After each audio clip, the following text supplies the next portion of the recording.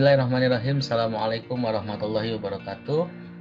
Apa kabar teman-teman semua? Semoga teman-teman semua dalam keadaan baik-baik saja. Ya, untuk yang belum pernah ketemu aku, kenalkan aku Fajar Ridwan dari Berbagi Ilmu. Yang pada kesempatan kali ini ingin berbagi informasi tentang salah satu aplikasi yang aku sering gunain untuk pekerjaan. Karena aku kan kerja di bidang pendidikan dan aku di bagian medianya lah gitu. Yang aku gunakan hari ini adalah aplikasi Photoshop, yaitu Photoshop CS5 khususnya. Karena aku pengguna CS5, yang aku akan ajarkan hari ini, bukan aku akan ajarkan lah, aku akan bagikan informasinya itu tentang bagaimana cara membuat halaman baru, gitu kan. Karena aku buat video ini khususnya buat teman-teman aku yang seringkali minta saran cara buat Photoshop gitu kan. Nah, mereka kadang nggak tahu gitu kan, waktu awal masuk ke Photoshop itu nyeting layar, nyeting apa namanya, kanvas itu kayak apa gitu kan, ukurannya berapa, terus di situ ada kayak banyaklah pengaturan-pengaturan yang mungkin teman-teman tuh belum tahu gitu kan. Aku bukan sok tahu, bukan sok paham, tapi ini sepengalaman aku, dan alhamdulillah sejauh ini desain aku dipakai-pakai aja gitu kan. Jadi kalau nanti ada yang mungkin ngerasa itu harusnya nggak gitu bang, harusnya begini, silahkan komen aja di bawah ya. Oke, kita langsung buka aja. Pertama, aplikasi Photoshop. Ya, aku pakai Photoshop CS5, yang dimana aku biasa main di desain, kalau nggak di paintingnya. Nah, aku main di desain aja.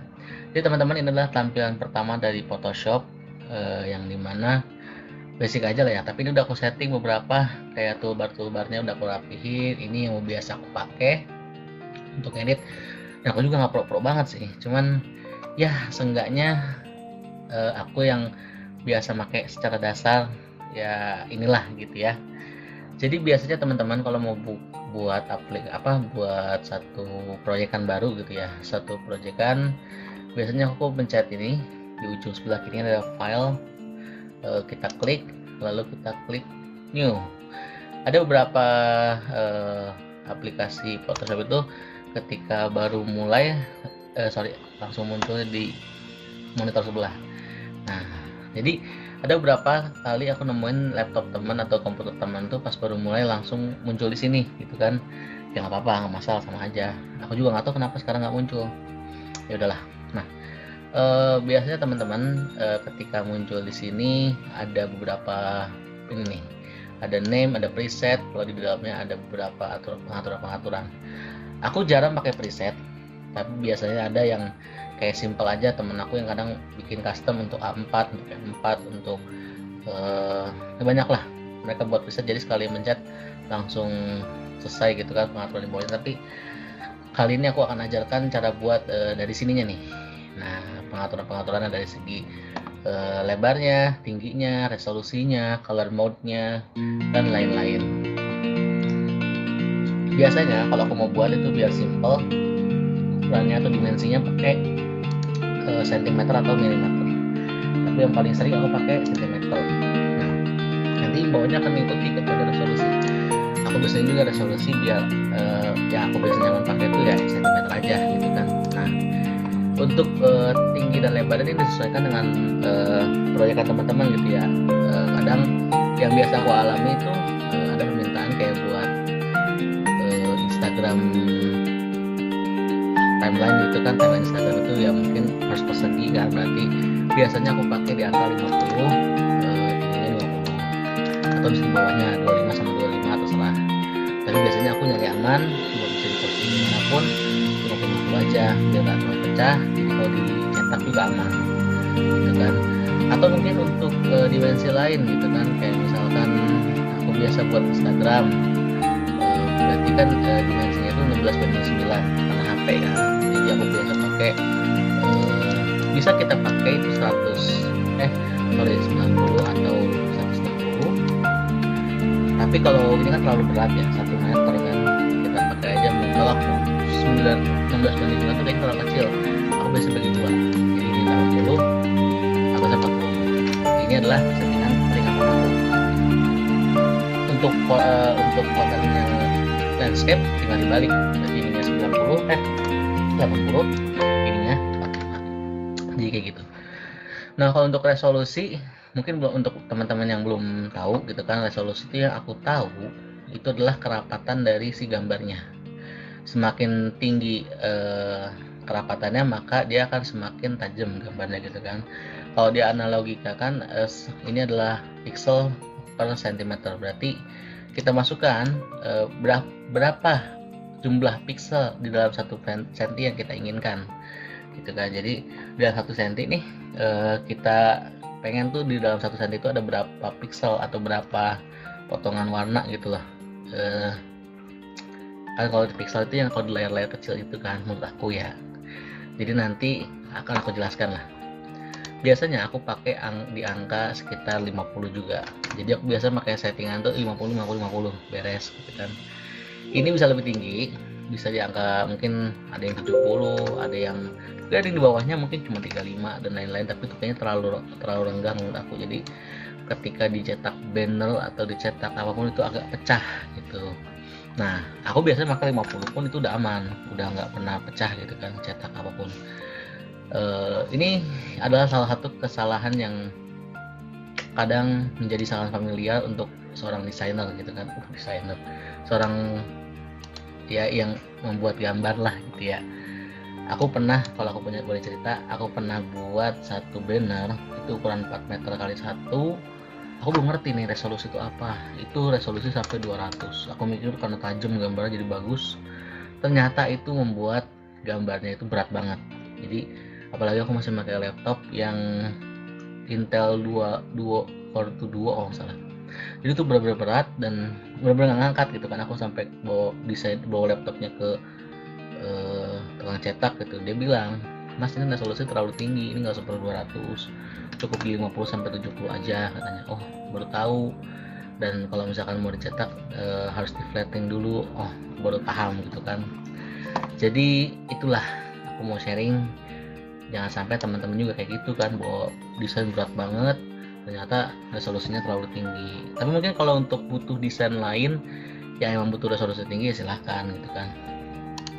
Jadi aku ulangi lagi sedikit, ini kita namai filenya mau apa. Misalkan aku buat tes 1. Nah, di sini adalah lebar dari proyekannya gitu kan. Nah, yang di sini adalah tinggi dari proyekannya. Untuk resolusi adalah kerapatan dari setiap sentinya gitu. Aku mau buat coba 50 banding 50 aja dulu. Nah, nanti akan tercipta, oh ya sorry aku kelupaan sesuatu, aku close dulu ya. Jadi teman-teman, ada satu yang aku lupa, aku setting dulu. Nah, color mode ini biasanya aku pakai cuma ada 2, antara RGB atau CMYK nih ya. Aku nggak paham sebenarnya perbedaannya terlalu jauh apa, cuman yang aku tahu, aku kembali dari tukang cetakan gitu kan. Dia bilang kalau kita mau desain banner, kalau bisa pakai CMYK, karena CMYK ini adalah warna yang akan dicetak nanti, warna yang akan keluar dari hasil cetakan, hasil dari printan gitu ya. Karena emang dominan makainya warna ini gitu kan, kalau RGB itu enggak gitu kan, bukan ini. Jadi kalau teman-teman pakai warna RGB di desainnya, nanti ketika dicetak jangan kaget kalau warnanya agak beda gitu kan, karena emang itu harusnya pakai CMYK. Jadi aku biasanya kalau nanya dulu nih, ini mau dicetak atau mau disebar di sosial media. Kalau sosial media ya pakainya RGB karena warnanya lebih terang menurut aku. Kalau CMYK agak-agak soft gitu warnanya kalau menurut aku ya, agak-agak gelap gitu. Agak-agak redup bukan gelap. Nah, kalau misalkan Pak saya mau buat pakai banner, ya udah pakai CMYK kalau saya biasanya gitu. Nah, untuk backgroundnya ini kita bisa variatif, ada background color, misalkan kita backgroundnya di sini warnanya apa gitu kan, atau mau white atau mau transparan. Nah, ada teman-temanku yang biasanya pakai kanvas itu warnanya putih, jadi nanti dia tinggal nambahin. Tapi kalau aku biasanya pakainya transparan, karena aku pikir nanti kalau mau nambahin shape dan lain-lain enak gitu. Nggak tahu sih, emang feeling aja sih ya, desain mah feeling aja gitu kan. Nah, aku pakai RGB aja deh. Nah, jadi kalau udah semua di setting, kita tinggal oke. Jadilah backgroundnya transparan seperti ini gitu. Nah, kalau misalkan warnanya putih, nanti dia akan warnanya putih gitu. Nah, tadi kalau di resolusi kita bisa lihat dari sini nih. yang maksud aku dari pixel itu ini, misalkan aku buat satu, jangan deh kita buat warna apa ya, kita buat shape yang pakai gradient ya, nanti tutorial aku akan buatkan. Sorry, aku di sini ketutupan kamera.